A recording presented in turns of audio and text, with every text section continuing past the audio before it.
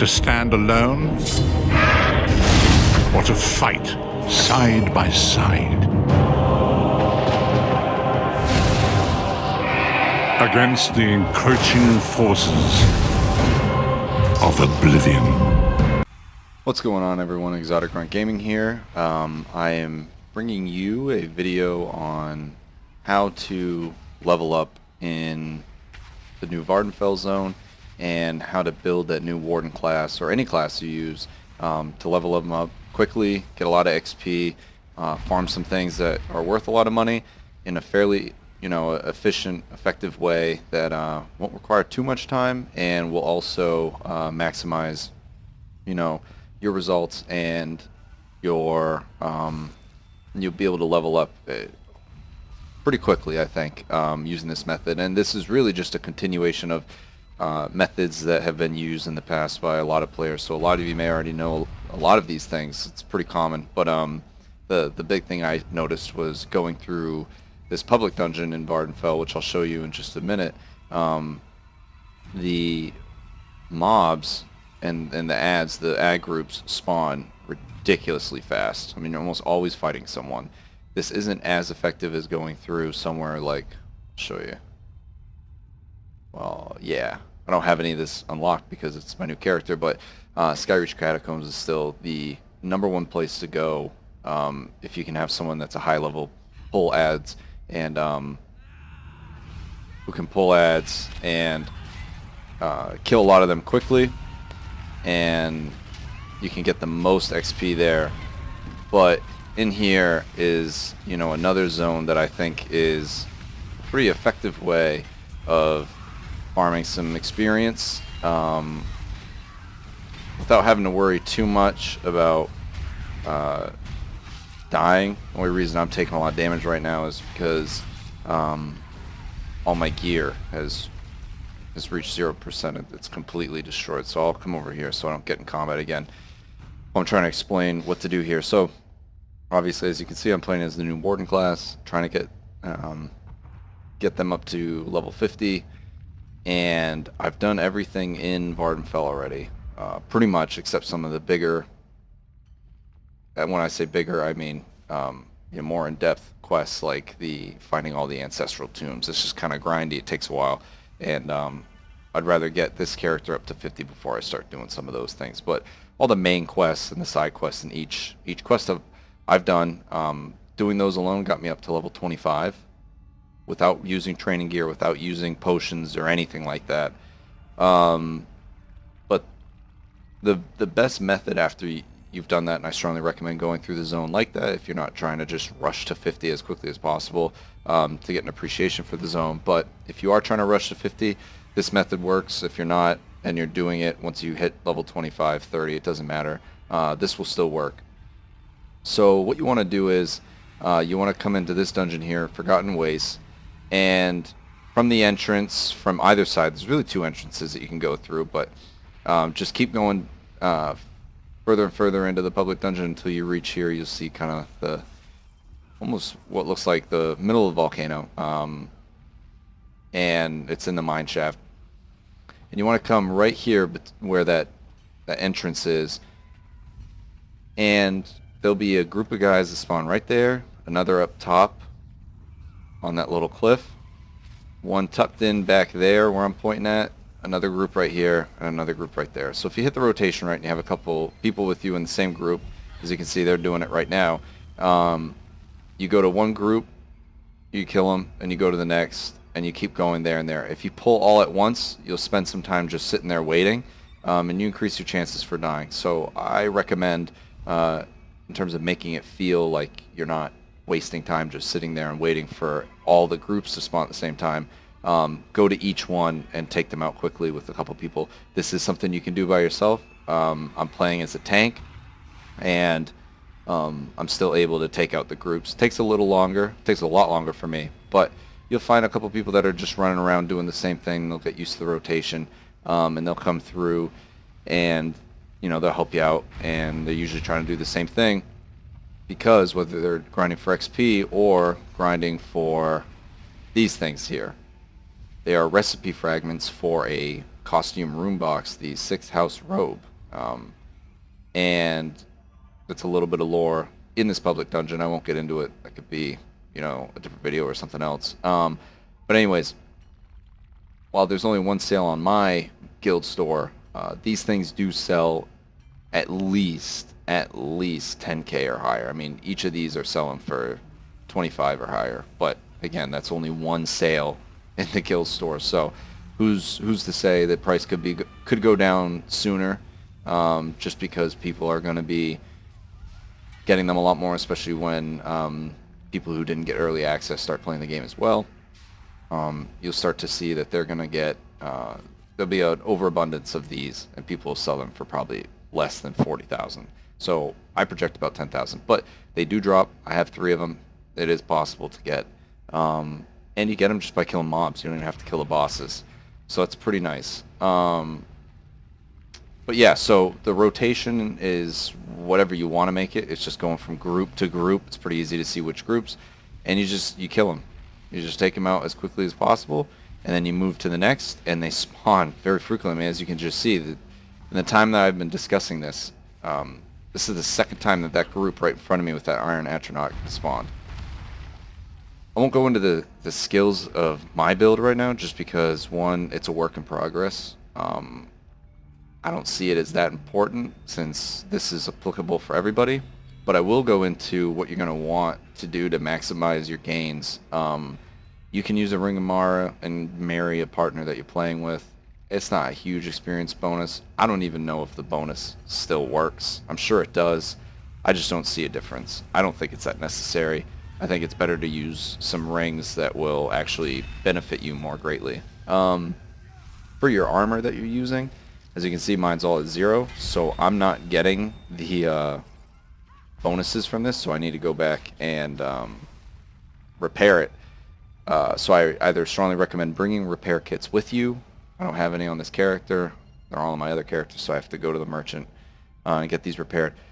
But you're going to want to find someone to craft you a Alessia's Bulwark set or another good set for a tank if you're playing the tank, or any, if you're playing a Mag Sorc, Giuliano's set's really good. I'm not sure about the Nightblades or any Stam characters, really. I'm not sure what set to use for those, but this one's good for the tanks, especially early on, giving you more resistance and max health will help a lot with staying alive, but also you get that weapon damage bonus for 5 seconds, which also helps you doing some damage to take out people. But yeah, so craft a 5 set piece of that and just put the training trait on it. I level it up to blue, improve it up to blue, mainly because purple is kind of a waste of resources, but if you have the skill line unlocked on another character, or that person who's crafting it for you has it unlocked, I think it's like 4 pitch. If I'm not mistaken, 4 pitch, I think. Is that we can see right here. Blacksmithing, Dwarven Oil, sorry. 4 Dwarven Oil to level it up to blue, and it goes from it being at common at 2.5% experience gain from kills to 9%. Big bonus, especially you have this on 5 pieces. I round it to about 10%, but really it's, 45% bonus to experience gain. So that's a huge help, and if you get some other gear that has it, I'm not using it just because I didn't have the time to go and get the craft another set.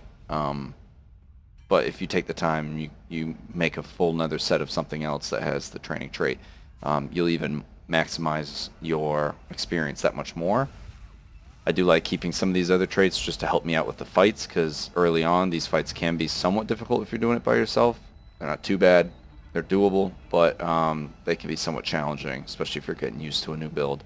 So definitely use those. The next thing you're going to want to use, I don't think I have one with this character right now, but one of the potions, either Psijic Ambrosia potions or Mythic Ambrosia potions, and I think there's the new ethereal ones. and those give you big bonuses. The Citric Ambrosia is like an extra 50% for 30 minutes. You can use a Crown Experience Scroll, which gives you, I think, an extra 50% for 2 hours. I recommend if you're going to use one of those Experience Scrolls, you stay here for 2 hours, even though it stops when you leave, just because the amount of time it takes stops when you leave and log out. But when you log back in and you do some other things, the time it takes to get here, you're going to lose a lot of that time. And those are expensive in real life money, unless, I don't even know how else you could get those, unless it came with your purchase of the game, I guess. So you can use Crown Experience Scrolls. If not, you can find somebody that you can purchase some Citric Ambrosia potions from, or any of the other Ambrosia potions. Those will give you a big XP boost. I've used all mine so far, so I don't have any to show you, but I really, after I went through this and tested this out, I realized how fast it could go by doing this, and getting these 3 things. If I chose to sell them, I'd make pretty good gold. The only reason I'm not selling it right now is because I actually want that costume. So part of me is farming for that costume,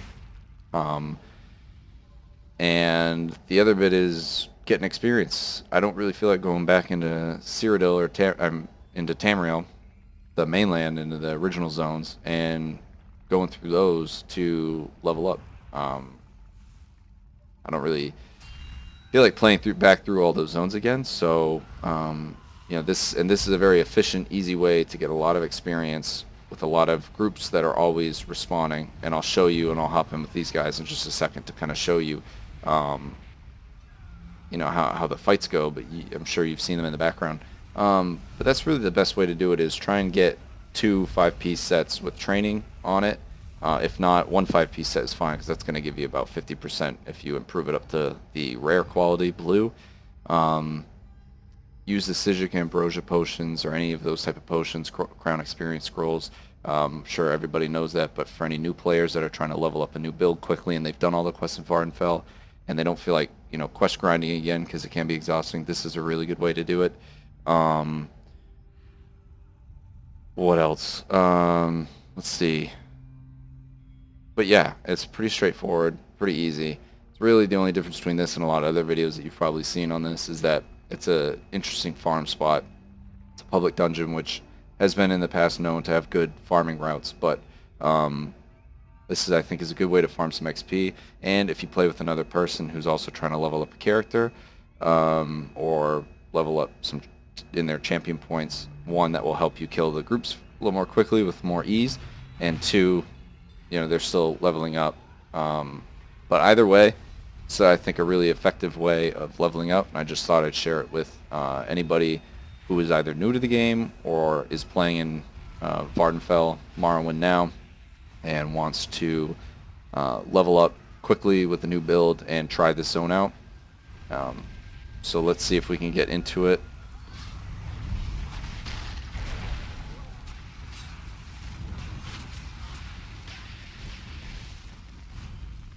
See that the group's already over there too.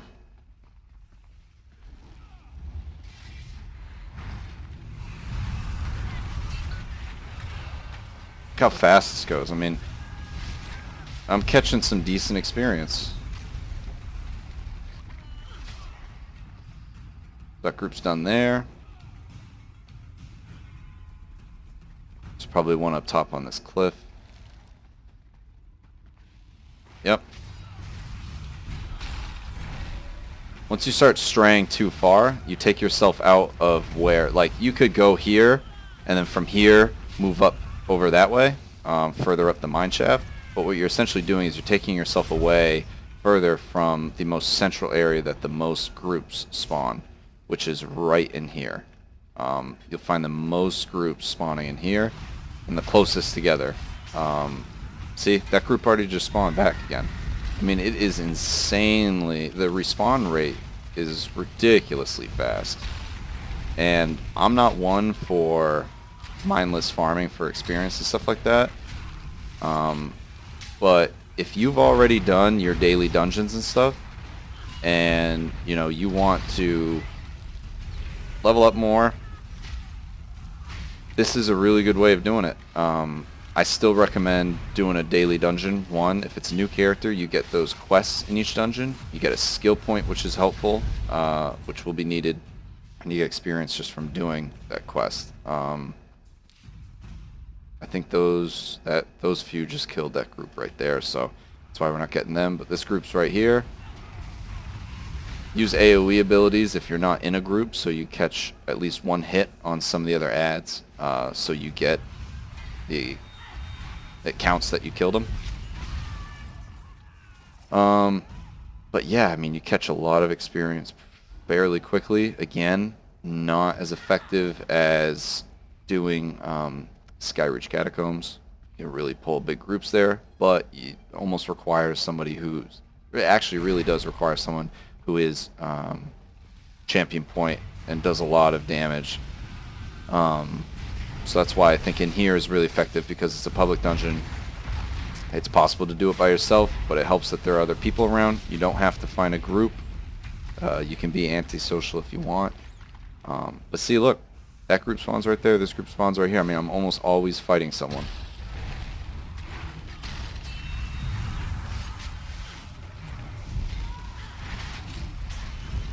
And for these pulls, I strongly recommend using, I gotta look at the name of the skill. It's my ultimate class, Winter's Embrace, Northern Storm. It is a morph off of Ice Storm, I think. Helps with hitting a lot of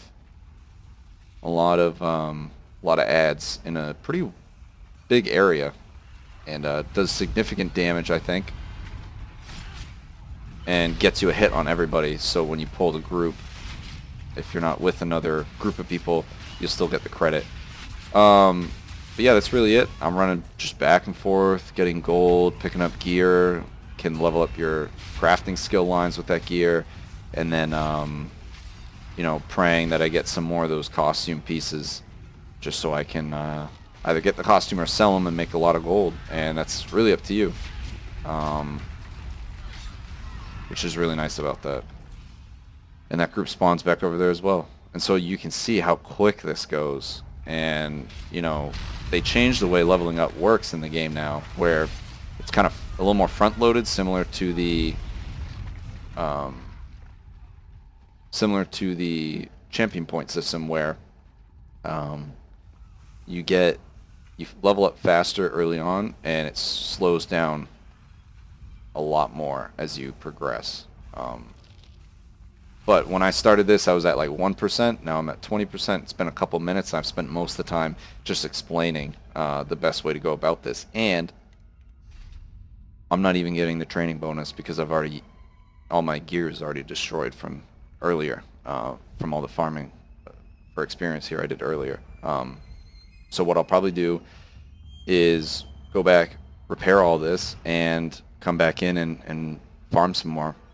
One last note that I'll make is, you know, a lot of people, and even myself included, are usually hesitant to continuously craft new gear, training gear, you know, especially since gear in this from 1 to 50 is swapped out so quickly, just because you're always picking up newer, better gear.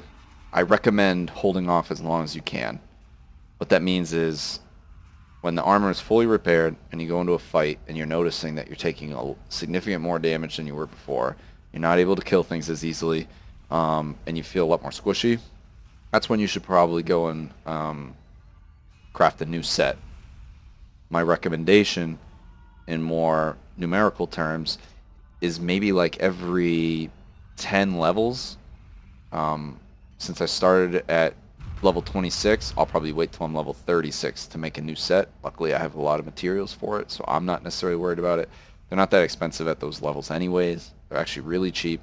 You can message me on, you can leave a comment on YouTube if you need help with the crafting any of this stuff, because I can make training gear, pretty much each piece, for heavy armor, light armor, and well, let's see here. Let's check out this. Well, not on this character, but actually, I might be able to switch characters and see. Can I? Yes, I can.